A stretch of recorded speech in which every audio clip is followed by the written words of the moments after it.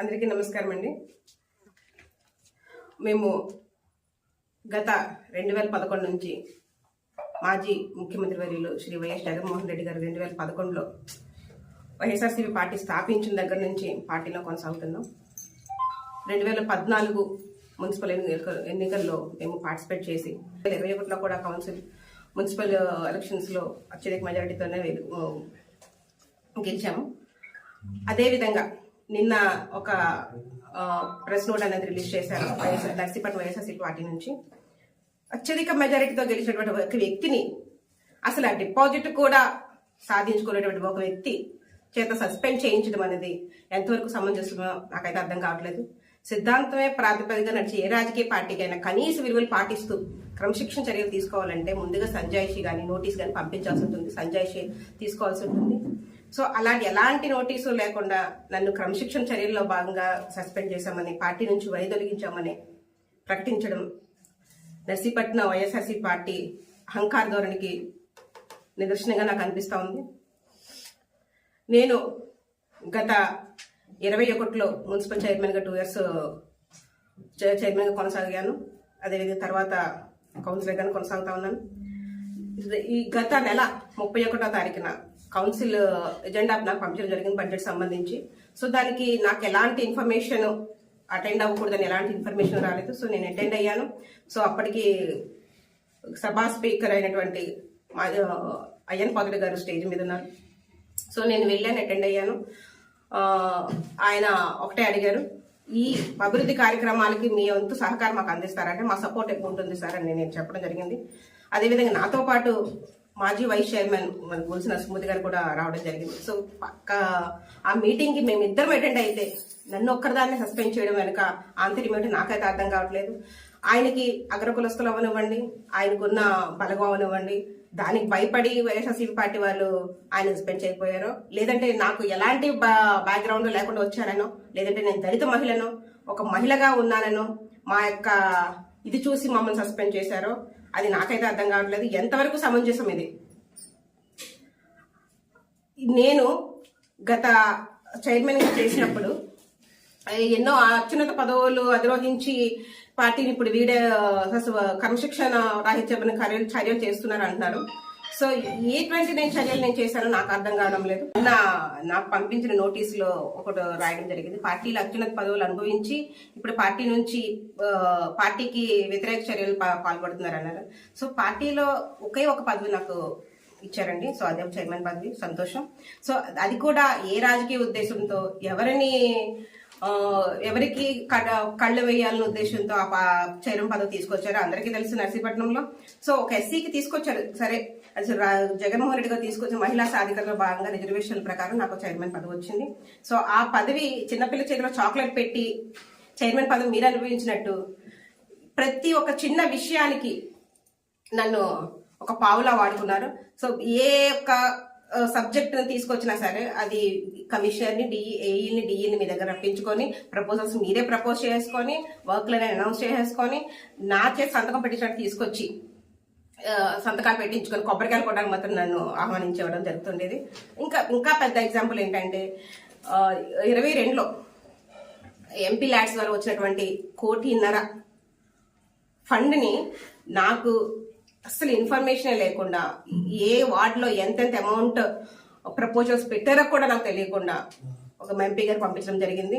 So మీరు assembly సమావేశాలు ఉండడం వల్లనో మరి ఏ విధంగా తెలియదు ఎంపీ గారు నాకు కాల్ చేయడము, సో ఆదిలక్ష్మి సో వర్క్లు వచ్చాయి మీ మున్సిపాలిటీకి సంబంధించి నేను 1.5 కోటి ఇచ్చాను, సో దానికి వచ్చి నువ్వు శాంక్షన్ అయిందామని వచ్చి తీసుకునేదాకా నాకు అసలు ఆ వర్క్లు పెట్టారనే విషయం కూడా నాకు తెలియదు. అంటే అంత దారుణమైన చైర్మన్ పదవి నేను అనుభవించాను.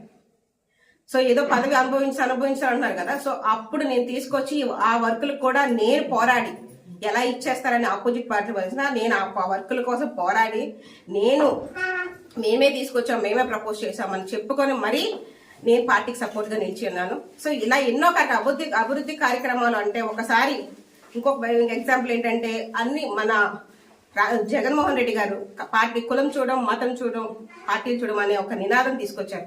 సో ఆ సిద్ధాంతం ప్రకారం నేను అన్ని వార్డుల్లో సమానమే అని చెప్పి అక్కడ గవర్నమెంట్ హాస్పిటల్ దగ్గర డ్రైన్ అత్యంత దారుణంగా ఉందని తెలిసి 15 లక్షల రూపాయలు దానికి జనరల్ ఫండ్ నుంచి అలాట్ చేయడం జరిగింది. సో దానికి నా వైసీపీ కౌన్సిలర్ల చేతే, మా వైసీపీ కౌన్సిల్ చేతే నా మీద దండయాత్ర చేయించారు కౌన్సిల్ మీటింగ్ లోనే. నాకు ఎంత అవమానం చేశారో ఆ విషయమై మీ దగ్గరకు వస్తే మా అన్నా చెల్లెలు ఇద్దరి కళ్ళంటి నీళ్లతో మీరు వెనక్కి పంపించారు. అప్పటికి మేము పార్టీని వేయలేదు. జగన్మోహన్ రెడ్డి గారి అభిమానంతోనే మేము అవన్నీ మింగుకొనే మేము భరించి పార్టీలో కొనసాగాం. అదేవిధంగా 2 సంవత్సరాలు కంప్లీట్ అయిన తర్వాత మీరు కూడా మమ్మల్ని పిలవకుండా ఎవరో వాళ్ళు ఇద్దరు ముగ్గురు చేత మేము పార్టీకి రాజీనామా చేయాలని, చెయ్యకపోతే మమ్మల్ని పర్సనల్ గాను ప్రొఫెషనల్ గాను ఇబ్బంది పెట్టి బలవంతంగా నా చేత రాజీనామా చేయించారు. ఏమనంటే ముందస్తు ఒప్పందం అంటారు. చూపించండి ఎక్కడ న్యాయం జరిగిందో మా ఎస్సీ వాళ్ళకి. దాన్ని 3 ముక్కలు చేసి ఒక సగం ఆదిలక్ష్మి అంటారు, సగం సుబ్బలక్ష్మి అంటారు, సగం ఏమో ఇంకొక బాలమ్మ అంటారు. సో ఎక్కడ సార్ ఎక్కడ మీరు మాకు న్యాయం చేశారు? ఎస్సీ వాళ్ళు అంటే ఇప్పటికీ మీ మీద అపోజిట్ పార్టీ వాళ్ళు ఎవరైనా సరే కౌంటర్ ఇస్తే మీ వెనక ఉన్న వాళ్ళే మీకు సపోర్ట్ చేస్తూ మాట్లాడడానికి భయపడతారు. వాళ్ళు కూడా మా ఎస్సీ కుర్రోడే వచ్చి నిన్ను సపోర్ట్ చేస్తూ మాట్లాడితే గానీ నువ్వు ముందుకు వెళ్లే పరిస్థితి లేదు. సో అంటే ఎస్సీ వాళ్ళు నీకు ఒక రక్షణ కవచమా? ఎస్సీ వాళ్ళే నీకు పని చేయడానికి పనికిరారా? ఎస్సీ వాళ్ళు నీకు షోకేసులు బొమ్మల్లా పనిచేయాలా? ఎస్సీ వాళ్ళు అంటే అంత చులకన భావమా? ఈ రోజు నన్ను సస్పెండ్ చేయడం వెనక ఉన్న కారణం ఏంటి? నేను ఎస్సీ మహిళనే కదా.